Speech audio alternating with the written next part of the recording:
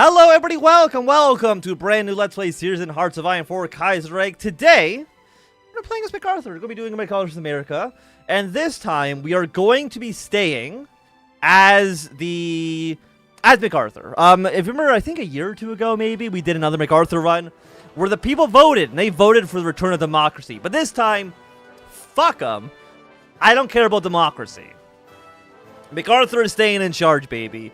So it is currently January 21st, 1937. We skipped over all the preamble because I've gone over that more times than I could possibly count. And Floyd Olson has currently been elected president of the United States. But in a few days, we're going to try to negotiate.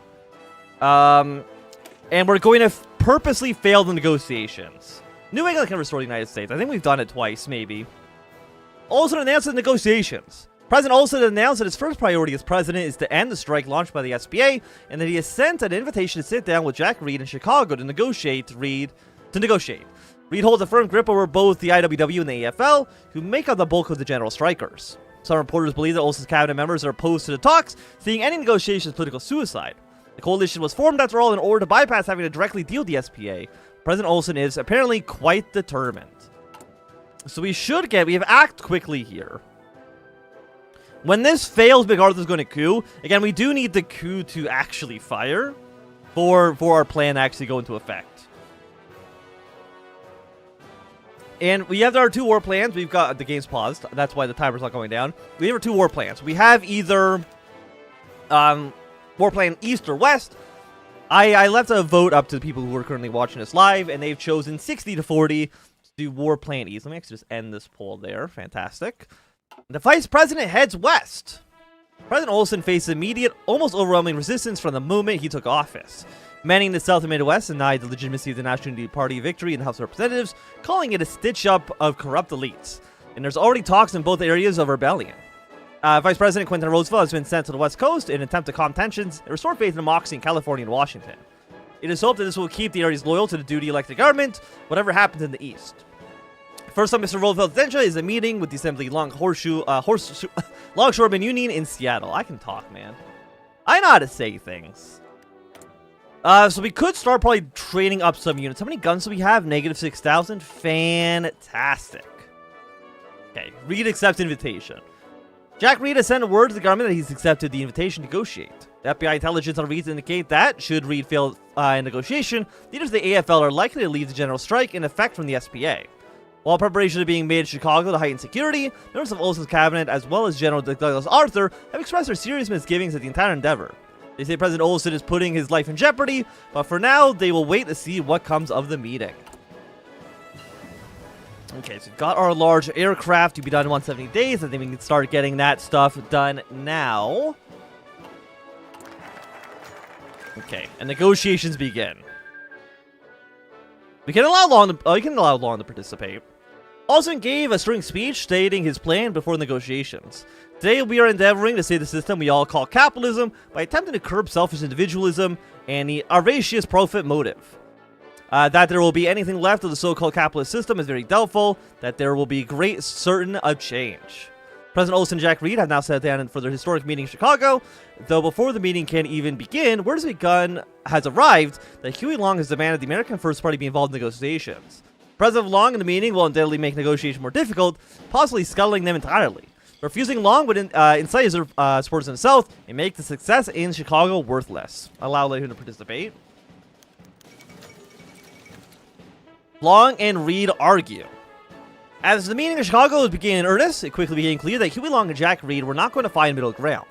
Both men had contradictory views on almost all subjects, and this led to heated arguments. It is apparent from the proceedings that Reed and Long's control over their parties were waning, as both made frequent breaks to confer with their team. President Olson did his best to keep things civil, but Long and Reed could agree on nothing. Long pushed back at every measure Reed brought up, save for Social Security. Jack Reed has threatened to lead negotiations if Long is not removed. Well, let's try working with both men. We'll probably focus on the CSA. I think usually the CSA is the more powerful of all the other factions. Negotiations reach an impasse. Huey Long and AIP gladly accept the president's invitation to come to the negotiation table, though they were less than pleased once presented with the proposed reforms. After several days of debate, the effort largely seeming to have been for naught, Jack Reed and Huey Long argued incessantly on key points of compromise, and Long's default position is one of hostility towards what he felt as a united front against him. Still, there are points in common between AFP and SPA's positions, and as the days wear on, President Olsen is becoming hopeful that there are signs of Long's resistance slowing really down. For the sake of peace, he could be persuaded to accept the terms. He only needs a few more days. MacArthur and the army removed Olsen. It appears that Olsen's time has run out, with the perception outside of Chicago being that it is dragging on for too long, and while the AFP and SPA continue to gain power, Olsen's own cabinet has lost its confidence that any resolution would be reached. With the cabinet's cooperation, Chief of Staff General Douglas MacArthur took charge of an emergency administration, intended to preserve the country from extremist forces before it's too late. Jack Reed and Huey Long have fled to Chicago, both believing they had been utterly betrayed by the federal government that would act while their guard was down. Meanwhile, President Olsen has been placed under house arrest in Washington, and attempts to similarly arrest Vice President Roosevelt, still engaged talks to Seattle, have been rebuffed by the governor of Washington. While the government is attempting to reassure the American public that all things are under control, most are looking on in shock. Civil war appears imminent. Okay, so we are now a lovely military junta. We are negative 91% stability. Fan-freaking-tastic. If I combine my navy, I don't think this is going to save my boats, but, like, what if it did? What, like, hypothetically? Jack Reed goes for action. Jack Reed has given a rousing radio broadcast from Chicago, urging all of his followers to rise up against the twin tyrants of General MacArthur and Huey Long. Within the hour, the number of governors across the Steel Belt have announced their support and declared both Huey Long and General MacArthur as having no true authority. Governors have been bolstered by Reed supporters, who within days have overtaken army posts and erected roadblocks throughout the northeastern states. Stand with the Republic. Oh, see, let's make sure we turn off Fog of War, because I think it always looks absolutely dreadful. Let's get our army stationed here. And Huey Long has condemned the federal government. In a fiery speech in Baton Rouge, Huey Long has spoken about the need to fight both the traitor General MacArthur and the pretender Jack Reed. Both are tyrants that need to be toppled, and only the AFP under his guidance can cleanse America. He has gained ready listeners among a number of southern governors, all of whom have recognized that they recognize the authority of neither MacArthur or Reed. Stand by the Republic. Okay, so we can actually, what can I do here then? It says I have a focus I can take. Oh, okay, we can do this then. Okay, let's get our army reform debate going. The Pacific governors have declared an emergency. The governors of Pacific states have declared that MacArthur, Huey Long, and Jack Reed are all traitors, tyrants, and enemies of America. They currently have not seceded from the Union, but instead refuse to recognize the authority of any of the competing governments. Governor Frank Merriam announced that Sacramento legislator that if push comes to shove, they would see proper democracy restored in the country by force. Goodbye, PSA.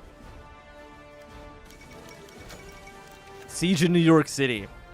30-day deadline. Okay. Standoff in America. See, the foreign changes are already active in America, as French and British provocateurs and agents have incited New York City's poor boroughs to revolution. God damn it. And a 30-day deadline. 30-day deadline by the federal government to the rebellious states has, so far, gone without any of the state governors changing their minds. The federal government is consolidating its position, but has warned MacArthur to expect further violence and state defections prior to the deadline's end. Most of Washington appear pessimistic of an all-out war can be avoided. Look, I can... You know, 175 ships, honestly, that's not bad at all. Give me an admiral, please. Hey, we're up to the 85% stability now. Let's fucking go. And General MacArthur sworn in as president. General MacArthur's temporary occupation of the White House has led not to the calming of tensions, but a fiery shockwave of resistance all across the nation. With the situation worse than any in D.C. could have predicted, a new presidential session law, passed quickly by a joint session of a rump Congress, shorn of its SPA and AFP members, has decreed that, in the case of a presidential incapacitation or absence, the vice president and cabinet have the authority to transfer the presidential authority as commander-in-chief to another member of the military government. In this case, the entire cabinet's incapacitation, the responsibilities of the executive shall fall on the chief of staff of the United States Army. President MacArthur has even been hurriedly sworn in the midst of his preparations in the upcoming Civil War, and has addressed the nation, reminding all traitors that they still have time to lay down their arms. We have some fuel, but not like a ton. Okay, ride to New England and New York, and MacArthur's war plans. General MacArthur has long been preparing his plans for combating civil unrest. The original war plan White from the early 20s insisted on respecting Constitution provisions of states' rights. It said that only the governor could request federal troops to suppress a revolt, and the situation in the nation now, unfortunately, requires stronger actions. But the President MacArthur's 30-day amnesty deadline yielding few results, it seems the United States needs to be prepared for war. There are 3 plans to propose to the cabinet and the chief of the military. War Plan White, Yorktown recommends banning the many military bases on the West Coast and the Rockies and Great Plains in the Midwest, with the withdrawal of federal troops east of the Mississippi. The plan hopes the concentration of federal troops in the eastern seaboard will be able to crush rebellions in Pennsylvania, the Carolinas, New England, and Georgia. San Jacinto calls relocating the government to the Great Plains, along with much of the military, in order to crush resistance in Pacific states. If properly executed, this would allow us to recapture the mutineering Pacific Fleet. Lastly, MacArthur's original War Plan White, drafted late last year, calls for holding a corridor from Virginia to whatever states remain loyal in the Midwest. We hope that our superior organization mobility can quickly crush rebellions before they can link up or begin war production. So we're going to be going for abandoning the plains. One, I think, very interesting thing is just not seeing an inch of territory. And my reason why I think that's interesting is because for the AI, they will completely muck it up and just send troops all the way to try to cover all these grounds. It's terrible. It sucks. But, like, if you're just a player, you can just keep all your troops here anyways and just let the AI walk into the plains, basically delaying them a great deal. We're not going to do that. We're not going to, cheese the AI too hard here, but we'll be abandoning the plains. And our military factories, give me more in Maryland and Virginia, please and thank you. Evacuation of the North Plains. Like the rest of the Old West, the only military bases in the north of the Great Plains were established during the last Indian Wars to finally pacify the region. Fort Russell in Wyoming, Fort Missoula in Montana, and Camp Grafton in North Dakota are now fairly badly equipped bases, having not fought a battle of skirmish since the 1880s. The lack of hostile civilian activity has made the evacuation relatively smooth, and troops have withdrawn south to Colorado and Missouri. The evacuation of the Rocky Mountains. The states of Arizona, New Mexico, Idaho, and Utah have long been thought of as America's true heartland, a place where invaders would rarely reach. As such, there are few military bases or commands in the area, and few depots or bases to evacuate. That's fine. Basically, I think the Pacific states are basically going to get all of this territory. I think American Union State takes like this, and the CSA takes these areas. I mean, if they all fight amongst themselves, that's completely fine by me. We're not going to read all these events about our units fleeing, but basically, I should be recruiting troops. Give me some militias in Maryland, please. Okay, yes. People are going to affect the PSA. People are going to affect the American Union State. And the dissolution of the U.S. Navy. The decay of order in the United States have impacted the U.S. Navy much like it did every other facet of American society. Many sailors and even some officers are sympathetic towards what the Naval High Command has dubbed forces opposed to Republic and public order, avoiding mentioning any political terms and staying impartial as possible. Still, defections have become the norm, and MacArthur's march to Washington has been more divisive than either the syndicalists or longest. However, as physics say, following decisions of the governor and their bases, have refused to recognize the government in Washington.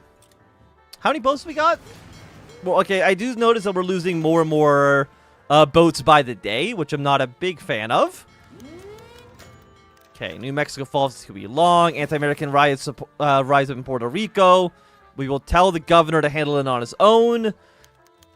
Iowa surrender. Again, we're not going to really worry about all these areas. Yeah, a lot of people are going to be defecting away from us. But that's okay. Denver Congress is gone for long. Reinforcements arrived in the east.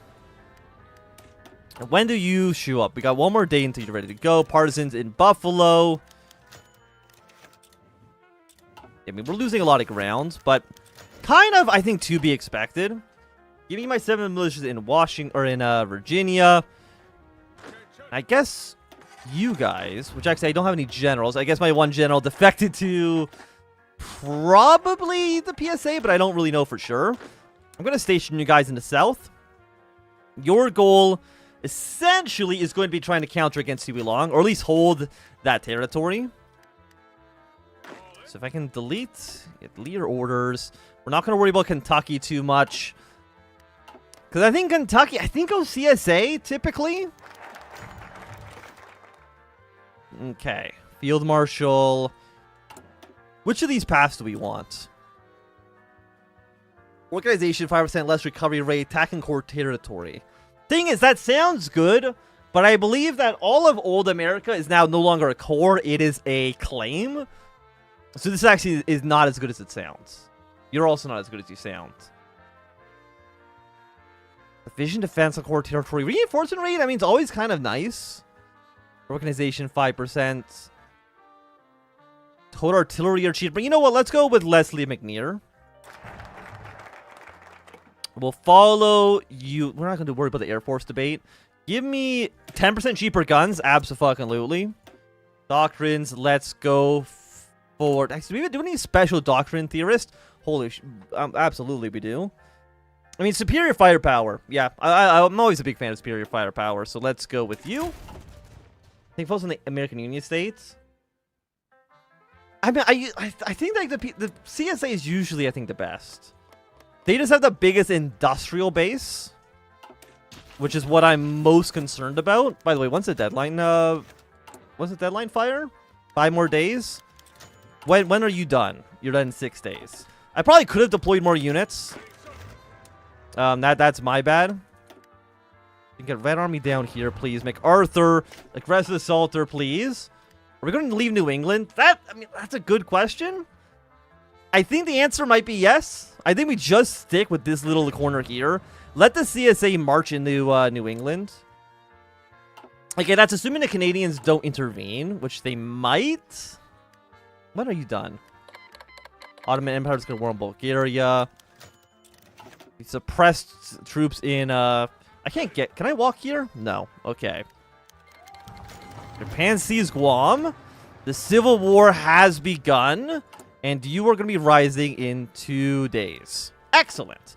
But I think now with the war officially begun, this is a really good time for us to end this episode. So if you enjoyed, give me a thumbs up. Not enjoyed, click thumbs down. You want to see more, subscribe, and goodbye.